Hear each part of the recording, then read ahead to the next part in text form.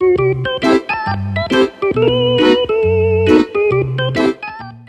my friends, have any of you had some strange and unusual things that happened at a job or maybe some funny moments? We're going to interact with you today, and you should be very busy in the comments on this video. His Majesty, His Highness, Douglas. Hi! There we go. I knew it was coming. I knew it was coming because my left ear it'll probably bleed. Well, welcome. How's conditions? How's everything? Welcome back to the insanity. My graces. If you're new to our channel, my name is Dee. This is my husband, Doug, who we do call His Majesty. We are retired. And I was sitting back the other day and I was thinking to myself, well, I wasn't thinking to myself. I happened to have the thought run through my mind. I've had some really strange and unusual and crazy jobs in my day, but I can remember one when I was 17. Now, if you're young, you probably won't even realize this, but they used to play a place called Kodak, and where you can go in with your individual film and have it processed. Is that what they say it is? Process the film? The whole city of Rochester back in the day was basically Kodak. Okay. Well, your girlfriend was 17 years old. Yes, 17. Can you imagine me at 17? 17 years old. And I got my first, I would say, real job while I was in high school, even though I've been working since I was probably 15. I got a job at the Kodak company working in a dark room. Yes, where I had to process films. She processed films, ladies and They gentlemen. used to come in canisters. I don't even know if they have that anymore. Yeah, there's still 35 millimeter. Is there 35 millimeter? Because usually it's digital cameras now. It's basically a niche, but... Oh, it's a niche? Oh, all of a sudden you know what a niche is? That's so cute. I knew what a niche was. It's an inside joke for YouTube creators that are out there. Anyway, my eye is tearing and I'm in my house because it's gosh darn raining. The huge. Anyway, I am 17 years old and I have the responsibility of developing film. In a dark room. Let me explain to you what the dark room looks like. It's dark, very dark. It was a round room, okay? You slid in through one door and closed it so no light could expose the film. Well, my friends, I had to wear dark glasses. They were called night vision glasses. Yeah, honestly, I don't even know how I got that job. I guess maybe someone said, would you have a problem working in the dark? And I went, no, I wouldn't have a problem. Well, I did. Anyway, you go in there with all this film that you have to develop. Now, if any light gets on the film, you now have exposed everybody's pictures. Sit back and listen. Well, your girlfriend Dee, I had no problem being in a dark room, and you are alone. You are by yourself. Oh, there's not a group of people in there all developing? No, it's all circular round rooms that everybody goes, see you on a lunch break, see you on a coffee break. You want to go outside and have a cigarette? Yeah, that's how it is. Everybody goes in their individual developing rooms. So I said, okay, it was any day like any other. But unfortunately, a couple of weeks prior, I went to see The Exorcist, the movie The Exorcist, the first one with Linda Blair. They bring in 100 rolls of film, okay? And you have to develop them in the dark room or whatever the heck it is called. You have to put them all on a reel. All right. I was good. We all had music in our developing rooms. We all had like radios and stuff. Well, I want you to know something, my friends.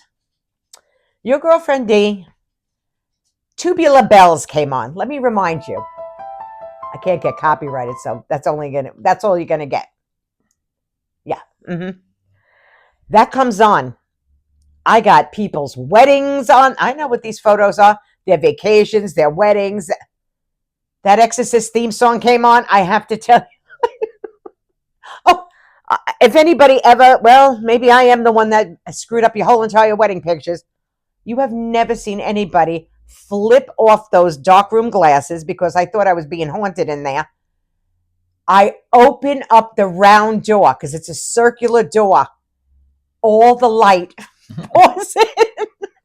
And all I hear is like the management screaming at the top of their lungs, oh my God, what did you go and do?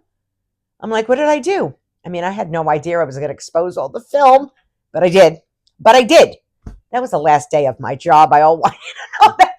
It was my last day. They didn't even have to say I was fired. I knew I was fired. So that was one of mine. How about you, Doug? Have you had any funny experiences Yeah. when you were young? My wild and misspent youth. Yes. Well, tell everyone what you did. Well, let's just say I worked at a what would you call it? I don't want to say the name. Nathan's? Oh, you can say the name? Well, Nathan's is not sponsoring us. No, but what I'm Hello, you were a boy. You were 17 years old. Yeah. 70 almost now, please. But yeah, we used to have a load of fun over there. We had, customers come in and everything. I had this one guy always asking, fussy about his soft shell crabs because I worked the fry bar and the clam bar. This is terrible. And he turned around, blah, blah, blah, this, that. Is this crab big enough? Is this crab big enough?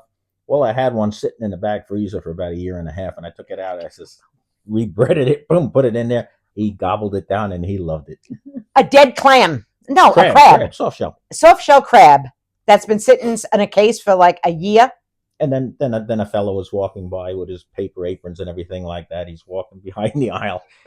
And me, my mischievous self, naturally, got a little lighter, set the strings on fire, and he's walking like this, and the two little flames back. He didn't even know it. He was an older fella. He didn't even know it until they hit the apron. Then, poof. It just collapsed to the floor. No, he just took off. And, oh my! These are the things you did in your youth. Okay, these are things that has happened when we were young. We're older now, so we know better. This happened a half a century ago. Yeah, it did. Then, the chickens. Oh, let everybody know what you did with the chickens in the case. Well, we also had the chickens. I don't know what did they call them back in the day? What kind of chicken? It's a rotisserie chicken. It wasn't on a rotisserie. What the hell? Baked chicken? Maybe you're something, but you think you can buy the whole chicken? You could buy the whole chicken. It's probably a baked chicken. So we have the displays up and everything like that in the counter there for all the customers to see, and I put down all the vegetables on the side. Oh, it was beautiful. The ambiance was sweet. Then I got the chickens, and you had to line them up, all the different chickens. Well, I turned them over, laid them on the back, took a hot dog, put it between the legs of each chicken, and took one of their wings and put it behind their back like this. Management didn't see the humor in that for some reason or another. God. Oh, that is so funny. Oh my God! And then I had the same guy that. Could you imagine actually going in? Well, the same guy and seeing that in a display. Oh, you know what? This is why God says do stupid shit when you're young, because you're not going to get away with it when you're old. Well, the same guy that with the flaming apron. Yeah. Well, he was an alkie too. He was an alcoholic. Yeah, so he worked in the kitchen. I worked, like I said, out in the counters. And every time I come out there, he'd go behind the wall. Send me a beer. Send me a beer. So finally, I was busy and everything. I got no time. I took the big stainless buckets we had. I filled up You didn't. I filled up a 2-gallon bucket with nice tap beer. So I let it over there, serving the customers. It filled up. I brought it that with a cup, and I put it on the kitchen where he's carving up stuff and everything. No. This place was really gigantic. Yeah. Where we lived. This was in Oceanside, Long Island. It no longer really exists the way it used to be. I don't know if that's still there. Did they open it? I don't know if it's still there, but it was so different when we were growing up. They had like rows of benches. Oh, they had the stage there. They had a stage in there. I mean, it was a huge place. Arcade. Where people could go for a hot dog and a soda and look at Doug's display of chickens with that. And they had the arcade there, not the adult arcade, just the regular arcade. I didn't know Doug at 70. I just want you to know. Well, I would have been 13 years old, so I definitely didn't know you. Actually, old school pinball machines still. Yeah, they had the old time pinball machines. Yep. I remember that. Oh my God. So funny, isn't it? Please share yours in my comment section because I would love to hear it. I would love to hear some goofy, crazy crap you did when you were young at a job. Because you're more innocent then. As an adult, you know better, so you really can't do half the crap. More mischievous. Yeah, more mischievous. A little bit more mischievous. I'm trying to. I used to work at Playworld when I was 15 or 16, maybe 15. And that probably doesn't even exist anymore. And it was a toy store. And I can remember like all us girls, because, we weren't going to pay for the candy that was on the aisles. And we had these big smarticas that we had to wear. Yeah. And here's all the girls like opening bags of peanut M&Ms and just sticking them in the bag and then putting the bag. I know it's a little bit like a theft. I understand that. But, when you're young, you don't think. You open a bag of something, you ate it, you didn't care. But it was fun. It was fun then. It wouldn't be fun now. Now they get you, it's like you're stealing.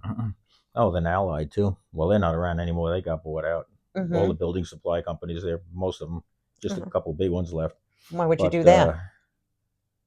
well, we had old Johnny. We called him Jumpin' Johnny. He was nervous as all hell, and I'm nervous because I never heard this. we got hold of him, and the big 12-foot siding pallets. Those of you who are in the building trades or anything like that, trucking understands. The 12-foot pallets they put the siding boxes on and ship them. Uh-huh.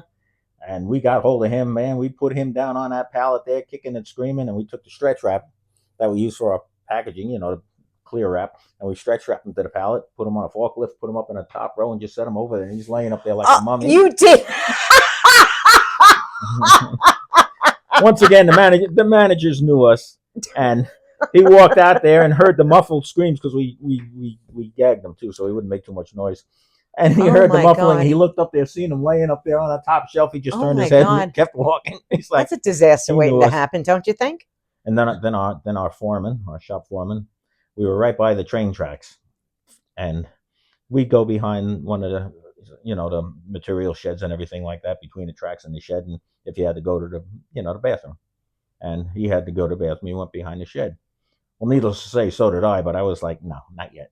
So I waited there, gave him a couple minutes, and oh God, what are you going to say? Well, I walked behind the shed. He was still going. He was just about finished. Taking a pee? Yeah, and he was just about finished, and I was going, and I turned around and just did a doggy thing, pissed on his leg.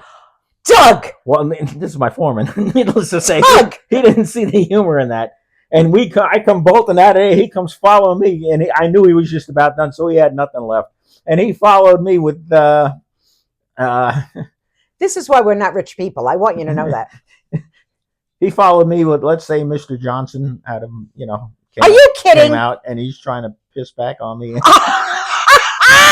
mean he's running around like a parking lot with this thing hanging with out? Mr. Johnson? Yeah, hanging out. Yeah. Well, he was trying to get me back. He was trying to get me back, and needless to say. Oh my God! Oh my God! Well, Johnny again. What? Back in the day when we had asylums. What asylums? Mental asylums that they shut down. Now, where are you going with the mental institutions? Well, anyways, we had to deliver there. Hey, don't blame me because now he's on a roll. An 11-story building. Well, naturally the crane was there. They craned up all the stuff, and the roofers went up there before we had a chance to get the bill signed.